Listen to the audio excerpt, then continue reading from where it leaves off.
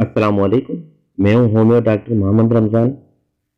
आज हम बात करेंगे कि जिस्म से बदबू क्यों आती है और पाँव की उंगलियां पकने यानी फंगस इन्फेक्शन का आसान इलाज क्या है।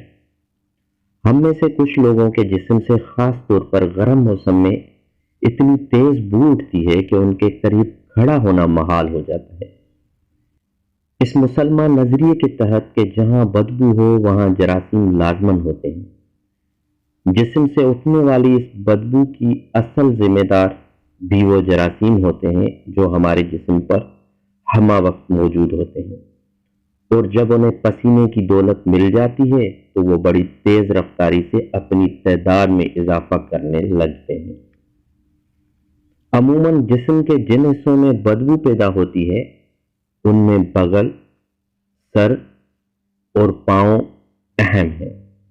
अगरचे पसीना आना बदबू की सबसे आम फहम वजह करार दी जाती है, लेकिन कुछ और असबाब की बिना पर भी जिस्म से बदके उठ सकते हैं।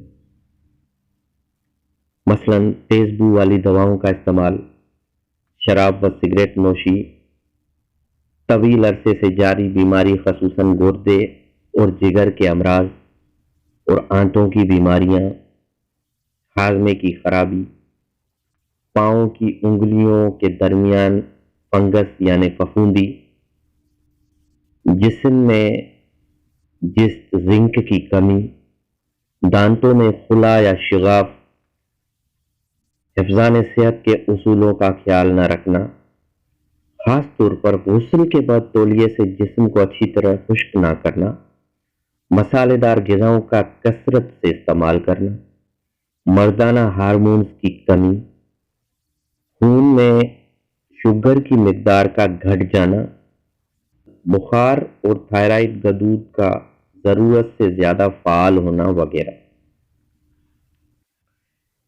जिस्म से बदबू उठने की वजह तो बहुत ज़्यादा पसीना आना है, और पसीना आने की वजह या तो गर्म मौसम होता है या बहुत ज़्यादा घबराहट और परेशानी में भी पसीने छूटने लगते हैं। इस किस्म के पसीने के साथ एक नागवार किस्म की बू खारिज होती है। बहुत ज़्यादा मुशक्कत तलब काम की अंजाम दही के दौरान भी जिस्म से पसीना खारिज होता है। हर शख्स के पसीने की बदबू दूसरे शख्स से मुख्तलफ होती है। गुस्ल के बाद अमूमन यह बदबू खत्म हो जाती है, लेकिन नहाने के बाद अगर वही कपड़े दोबारा पहन लिए जाएं जो पहले इस्तेमाल किए गए थे तो बदबू फौरी तौर पर वापस भी आ सकती है। इस बदबू से बचाव के लिए अगर डिओड्रेंट और रोल ऑन वगैरह इस्तेमाल किए जाएं तो इससे वक्ती और ज़ाहिरी फायदा हो सकता है, क्योंकि उनमें मुख्तलिफ किस्म के खुशबूदार केमिकल इस्तेमाल होते हैं जो जिल्द पर एक ना नजर आने वाली कीमियाई तह चढ़ा देते हैं जिससे बदबू कैद हो जाती है, लेकिन उन केमिकल से जल्दी मसाइल बढ़ सकते हैं। परफ्यूम और यूडी क्लोन वगैरह भी वक्ती खुशगवार एहसास दिलाते हैं, इसलिए बेहतर होगा कि आसान घरेलू चटकुलों की मदद से जिस्म की बदबू पर काबू पाने की कोशिश करें। अगर आप शावर के बाद अपने जिस्म को तौलिए से अच्छी तरह खुश्क नहीं करते या गीले जिस्म पर ही कपड़े पहन लेते हैं तो कुछ देर बाद ही यह आदत मसाइल पैदा कर सकती है। वजह यह होती है कि पानी की नमी जिल्द के उन हिस्सों में मौजूद रहती है जहां जिल्द की तहें लेयर्स आपस में मिलती हैं, मसलन बगल, छाती का ज़ेरीन हिस्सा, यहां तक कि पाँव की उंगलियों के दरमियान खाली जगह भी गीली रह सकती है।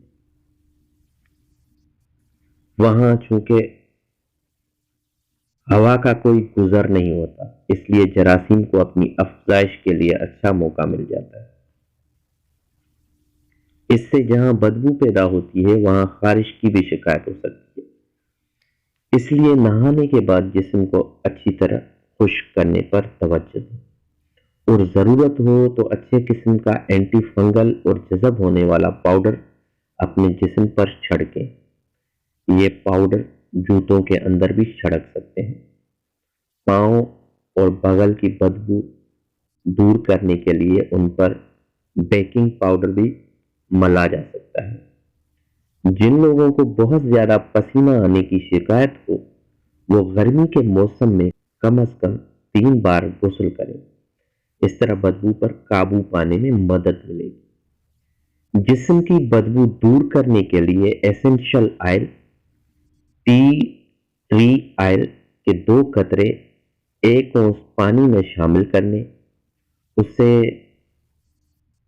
اسپرے والی بوتل میں بھر کر جسم پر چھڑکاؤ کریں۔ چونکہ ٹی ٹری آئل جراثیم کش یعنی اینٹی سیپٹک صلاحیت رکھتا ہے، اس لیے جسمانی بدبو دور کرنے میں مدد کرتا ہے۔ اس مقصد کے لیے شلگم کا عرق بھی استعمال کیا جاتا ہے۔ شلگم کو ٹکڑوں میں کاٹ کر اس کا عرق نکال کر اگر اسے بغل میں لگایا جائے تو بدبو دور کی جا سکتی ہے۔ اللہ پاک آپ کا حامی ناصر ہو۔ اللہ حافظ۔